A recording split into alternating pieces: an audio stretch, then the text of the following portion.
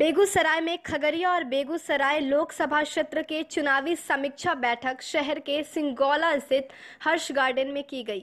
इस बैठक में बिहार के भाजपा प्रभारी भूपेंद्र यादव, संगठन प्रभारी नागेंद्र जी, भाजपा के राष्ट्रीय मंत्री रजनीश कुमार समेत एनडीए के सभी वरिष्ठ नेता और सैकड़ों कार्यकर्ता मौजूद थे। बैठक के पूर्व भाजपा के बिहार प्रभारी भूपेंद्र यादव ने प्रेस वार्ता का आयोजन किया, जहां महागठबंधन और कांग्रेस पर जमकर हमला बोला। भूपेंद्र यादव ने कहा कि महागठबंधन विघटन का स्वरूप दल है।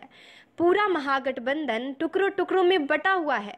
आरजेडी में भाइयों के बीच सियासत की लड़ाई अब विरासत की लड़ाई में बदल गई है। वहीं कांग्रेस ने अपना अस्तित्व खो दिया है। हमारी राष्ट्रवाद और पूरे देश में विकास के मुद्दे को लेकर चुनाव मैदान में है। भूपेंद्र यादव ने कांग्रेस के घोषणा पत्र पर हमला बोलते हुए कहा कि कांग्रेस का घोषणा पत्र देश को तोड़ने वाला पत्र है। टुकड़े टुकड़े गैंग में लोगों ने इसे तैयार किया है। जन कल्याण की नीतियां हैं, उसके कारण बिहार जो विकास के मार्ग पे बढ़ा है, उनका लाभ हमको आने वाले चुनाव में मिलने वाला है।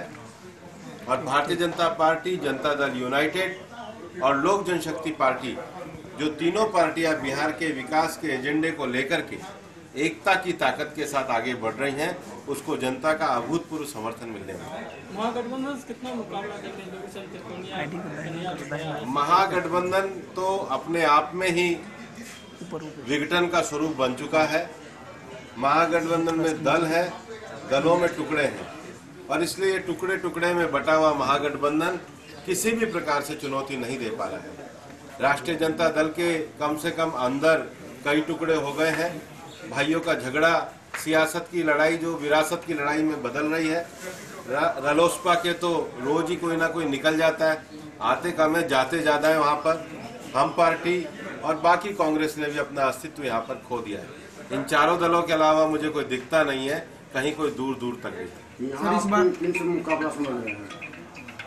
यहाँ पर मुकाबले में तो महागठबंधन का राष्ट्रीय जनता दल जो है वो हमारे मुकाबले में पर बहुत पीछे है। यहाँ पे जो पार्टी के अंदर कुछ तनाव है, फूट नजर आ रही है। पार्टी पूरी एकजुटता के साथ लगी हुई है। गिरिराज जी पार्टी के हमारे वरिष्ठ नेता हैं, बड़े नेता हैं। उनका बिहार के राजनीतिक जीवन पर एक बड़ा प्रभाव है। गिरिराज जी का एक प्रशासनिक बड़ा अनुभव रहा है। बिहार में भी मंत्री रहे हैं, केंद्र सरकार में भी मंत्री रहे हैं। गरीबों की, गांव की, किसानों की, कुटीर उद्योग की विषयों पे उनका बहुत अच्छी पकड़ है। और हमारे पार्टी के वरिष्ठ नेता गिरिराज जी बेगूसराय की सीट से लाखों मतों के अंतर से जीत करके पहुंचे। सर, इस बार चुनाव पे क्या मुद्दा रह गया है बताया जा रहा है? आरोप भी लगा रहे हैं कि सैनिक के द्वारा चुनाव जीतना चाह रहे हैं। विपक्ष लगातार मैंने पहले विषय कहा है कि राष्ट्रवाद हमारा पहला विषय है। राष्ट्रवाद के साथ पूरे देश का विकास, चाहे ग्रामीण क्षेत्र का विकास हो, देश की अर्थव्यवस्था का विकास हो, युवाओं के लिए विकास हो, महिलाओं के लिए हो, और विकास की धारणा भी केवल एकल विकास ना हो, समावेशी विकास हो। इंक्लूसिव डेवलपमेंट का अर्थ है समाज के सभी वर्गों को उनका यथोचित विकास की भागीदारी में अवसर मिले, देश सांस्कृतिक रूप से ऊपर उठे। इन विषयों को लेकर के हम चुनाव। बीजेपी ने कई ट्रेडिशनल सीटें छोड़ दी, उसका क्या नुकसान उठाना पड़ेगा? बीजेपी, जदयू और लोजपा ने मिलकर 40 सीटों पे चुनाव लड़ा है। हम सभी 40 सीटों पे चुनाव लड़े।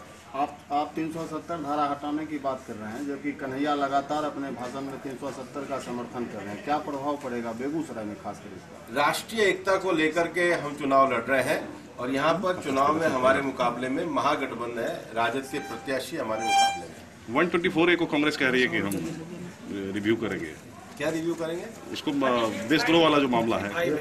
कांग्रेस का जो संकल्प, जो घोषणा पत्र तैयार हुआ है जी, वो कांग्रेस का घोषणा पत्र देश को तोड़ने की भाषा वाला है। कांग्रेस का जो घोषणा पत्र है वो टुकड़े टुकड़े गैंग के द्वारा तैयार किया गया घोषणा पत्र है, क्योंकि कांग्रेस के घोषणा पत्र में वो देशद्रोह को मान्यता प्रदान कर रहे हैं। वो उन सब विषयों को मान्यता प्रदान कर रहे हैं जो भारत को कमजोर करने के लिए हो। उनके पास न कोई विजन है और न कोई सोच है। राहुल जी 72,000 कहाँ से देंगे? सेना कानून चुनाव प्रचार में नहीं लेना है, लेकिन आपके सीएम, यूपी के सीएम सेना को मोदी सेना बताए। फिर मुख्तार अब्बास नकवी को लेकर प्रधानमंत्री का भी बयान आया, चुनाव आयोग ने संज्ञान लिया है। क्या कहेंगे? चुनाव आयोग को स्पष्टीकरण दिया गया। राहुल जी 72,000 कहाँ से देंगे? उनको कहीं आना नहीं है सत्ता में। अच्छा। जिनको सत्ता में नहीं आना है वो कुछ भी कर सकते हैं, लेकिन हम नहीं। सोशल मीडिया पे 5 साल की एक निरंतर चलने वाली सरकार ने देश के विकास के जो लक्ष्य हासिल किए हैं उन लक्ष्यों को आगे बढ़ाते हुए हमने पूरा अपना संकल्प पत्र दिया है।